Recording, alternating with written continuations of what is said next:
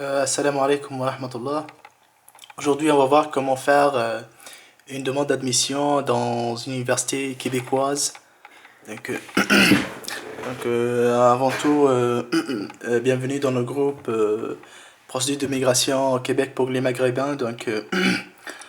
Voilà. Donc le plan, on a le plan de cette présentation.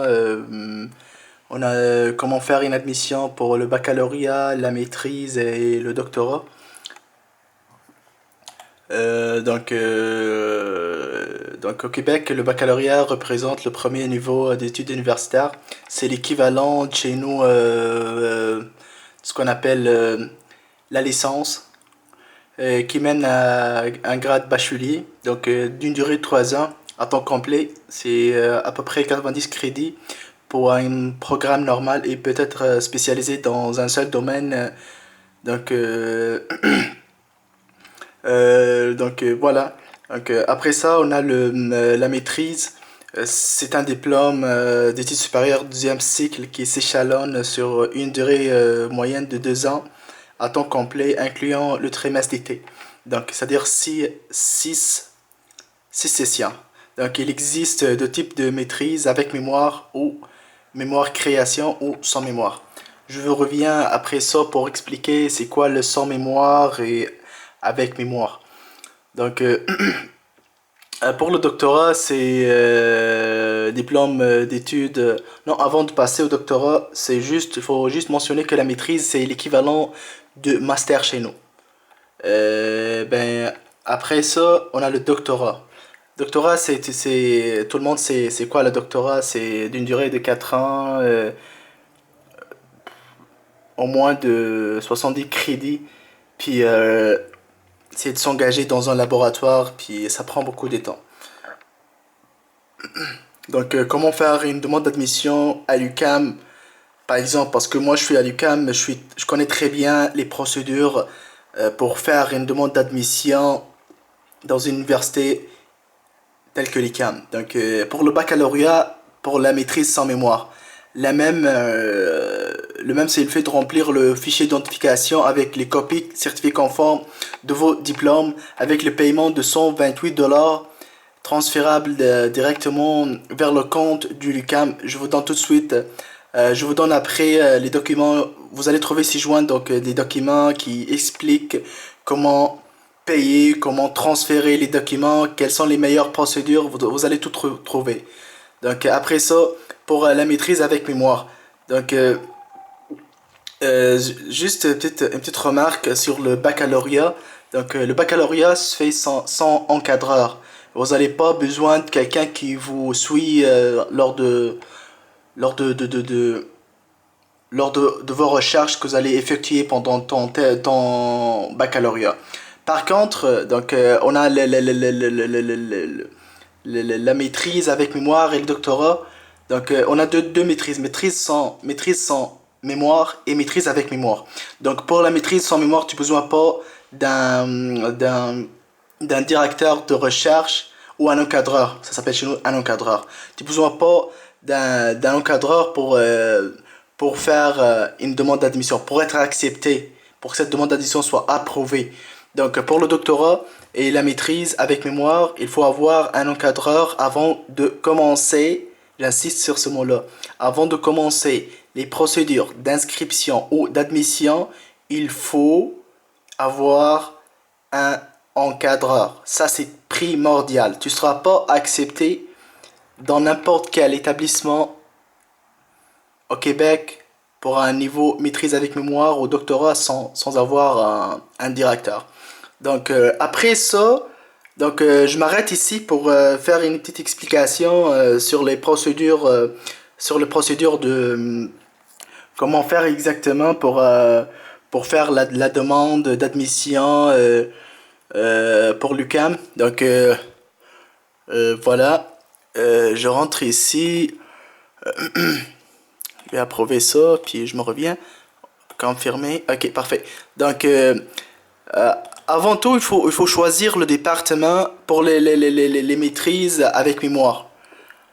Non, avant ça, je vais voir juste comment faire une demande d'admission. Tu écris sur moteur de recherche demande d'admission, demande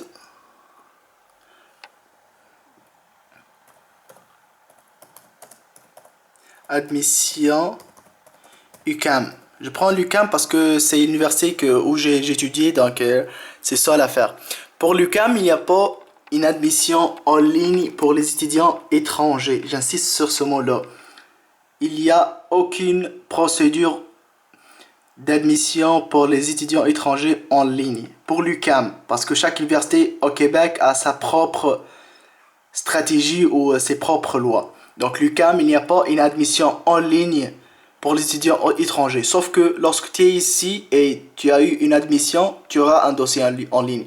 Mais après ça, tu n'as pas aucun dossier en ligne. Il faut avoir plein de choses pour avoir un dossier en ligne. Donc oubliez l'affaire du dossier en ligne et l'admission en ligne. Donc demande d'admission étudier à l'UQAM. Donc formulaire d'admission, documents requis, études, dossier admis, frais, faire une demande d'admission, temps de traitement, plein de choses. Donc je rentre sur formulaire d'admission. Donc voilà. Donc je clique sur attends, il y a pour les étudiants étrangers. Voilà. Donc demande d'admission pour les candidats étrangers. Donc tu cliques ici et tu vas trouver le document celle-là. Je vais mettre ce document-là joint avec ce vidéo-là. Donc tout va bien. Et tu dois remplir ces affaires-là. Puis après ça, tu choisis toi du tout. Il y a plein de choses à faire. Puis statut au Canada, donc téléphone à domicile, adresse, renseignements personnels, puis plein de choses. Vous allez trouver toutes les choses ici, là-dedans. Puis il y a tout dans ce document-là. Il faut juste le remplir. Pour le mode de paiement, pour tout. Donc voilà. Donc juste une petite remarque ici. Sur le c'est le code de programme que vous allez choisir. Voilà.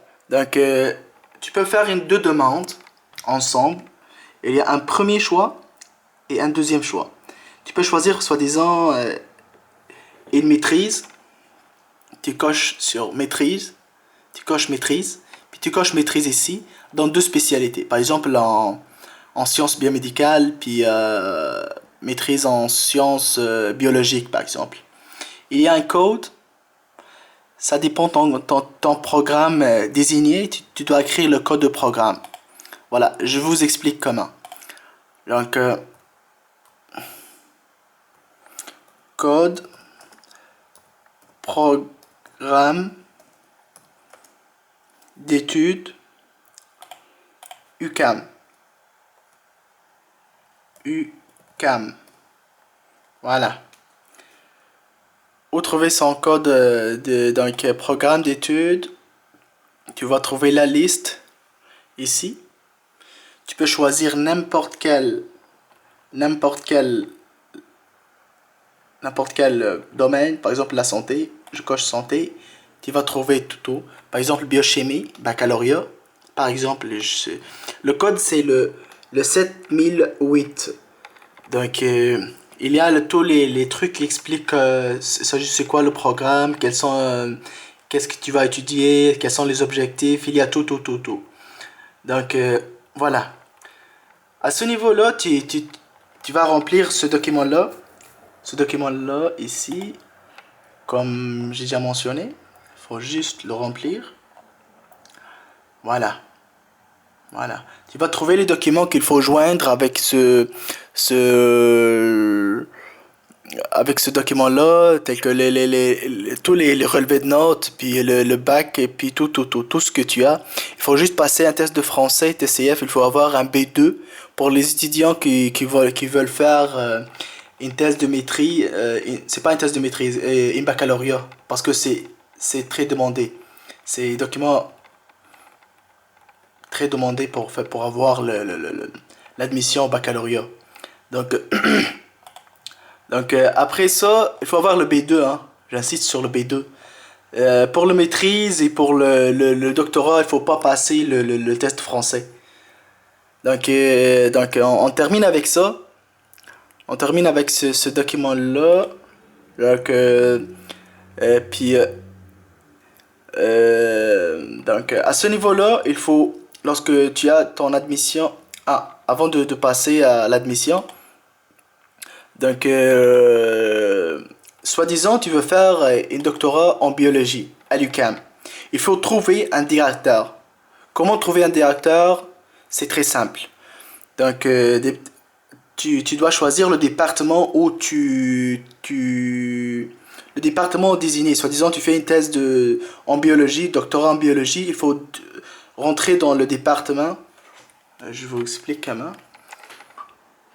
Département de biologie UQAM. Voilà.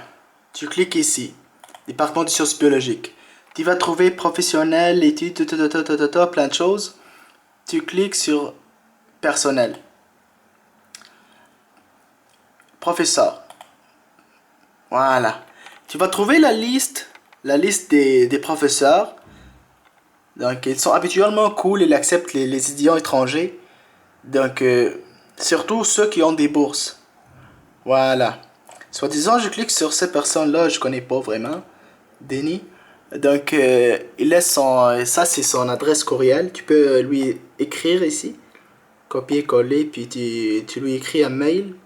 Puis tu t'expliques qu'est-ce qu'il s'agit de quoi, qu'est-ce que tu vas faire.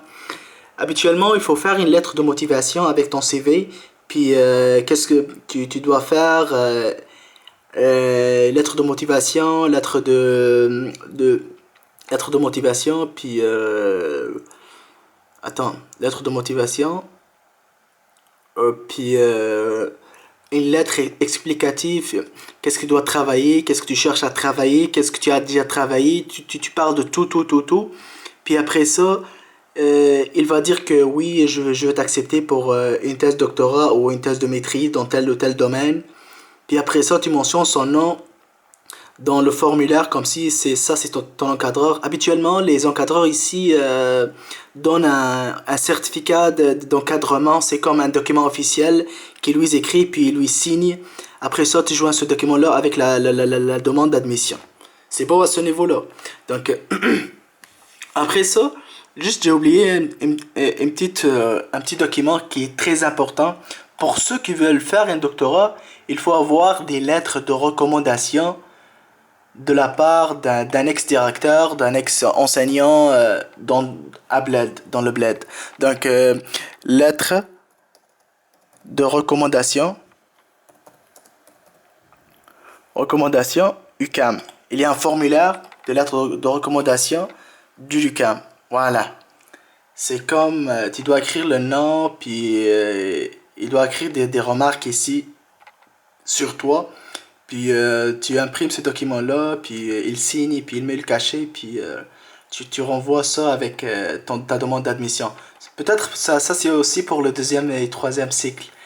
Mais, mais juste une petite remarque, il faut avoir 4 lettres de recommandation. Au moins 4. Au moins. Voilà. Donc à ce niveau-là, t'as déjà fait une demande... t'as déjà fait une demande d'admission, puis tu as eu une lettre d'admission de l'UQAM. Une petite remarque à ce niveau-là. Tu peux avoir une admission conditionnelle, puis avec l'admission conditionnelle, tu peux avoir ton visa. Mais tu peux pas étudier tant que l'admission est conditionnelle. Comment ça? Soi-disant, tu es en deuxième année master chez toi en Tunisie, ou en Algérie, ou au Maroc. Donc, t'as pas encore terminé mais pour gagner du temps, tu as fait une demande d'admission puis tu as eu une admission conditionnelle. Donc, tu as fait la demande pour avoir un visa, puis après ça, tu as eu ton visa, puis mais l'UQAM n'a pas encore accepté parce que il faut avoir en main ton diplôme. Donc, à ce niveau-là, qu'est-ce que tu dois faire?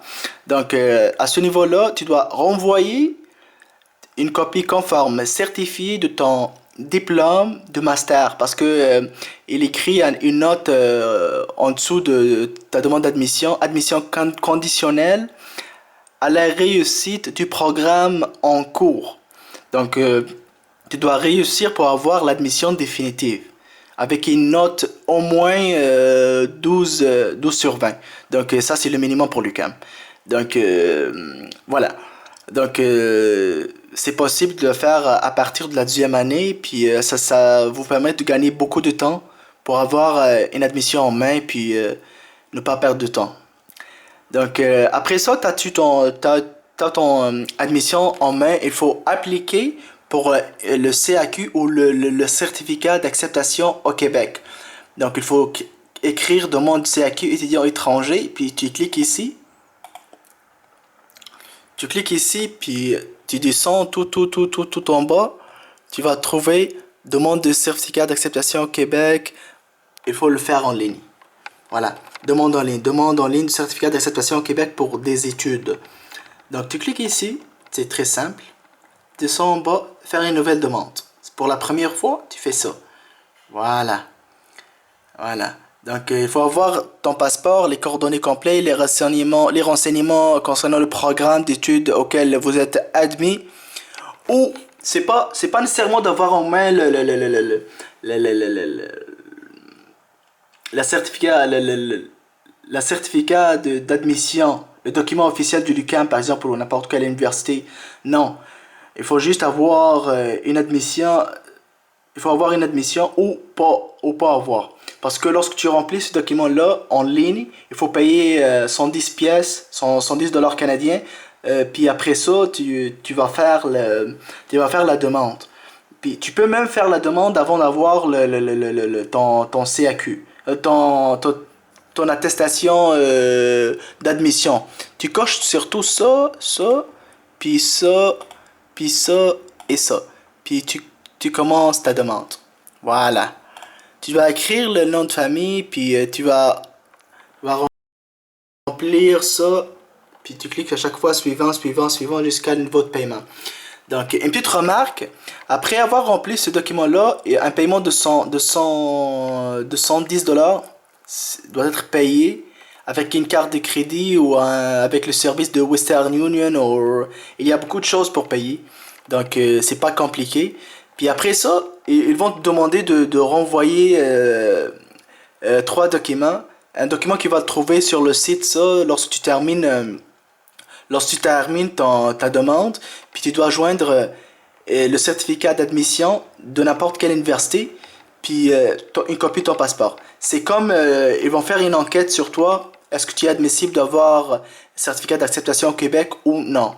C'est juste pour le Québec. Pour les autres provinces, il y a d'autres provinces qui acceptent sans certificat d'acceptation au Québec. Donc, par exemple, pour le Newfoundland and Labradors, il accepte seulement tu peux avoir ton visa sans CAQ. Ils n'ont pas cette politique. C'est le Québec qui a sa propre politique. Donc après ça, tu as terminé ça, puis tu as eu ta demande. Il faut juste l'appliquer dans l'ambassade la plus proche. Par exemple, l'ambassade de Canada en Tunisie. Il faut juste prendre un rendez-vous. Après ça, ils vont t'envoyer les documents nécessaires à fournir pour avoir ton visa. Voilà. Donc à ce niveau-là, je pense que c'est correct. Donc on passe au niveau 2. Voilà.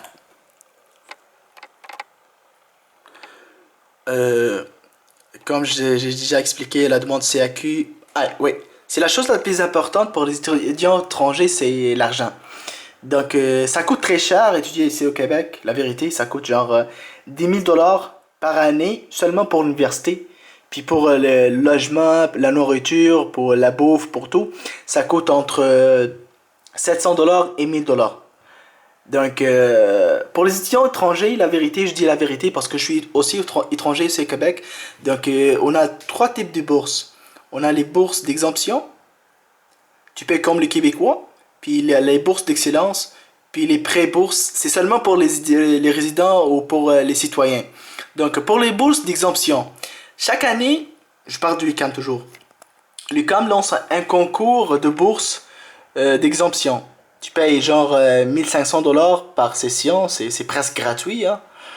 Et puis, et pour les bourses d'exemption, c'est sur dossier. Ils font un tri des dossiers, puis le meilleur dossier gagne toujours une bourse d'exemption. J'ai déjà gagné cette bourse d'exemption. J'ai eu déjà ça. Puis les bourses d'excellence, tant qu'étranger, tu peux l'avoir, hein. Rien n'est impossible, mais il faut que tu as au moins 10 articles, puis tu fais quelque chose d'original. Puis la vérité, hein, si tu es très intelligent, puis tu as eu un antécédent de recherche très important, tu peux l'avoir. Mais j'ai jamais vu quelqu'un étranger qui a eu une bourse d'excellence. J'ai jamais vu ça au Québec. Donc oubliez l'histoire des bourses ici au Québec. Si tu as de l'argent, tu peux étudier. Si tu n'as pas, hein, c'est un peu dégueulasse, mais ça c'est la vérité, hein. Donc pensez les bourses d'exemption pour que ceux qui sont majeurs, ils peuvent l'avoir. Je connais beaucoup de gens qui ont cette bourse-là.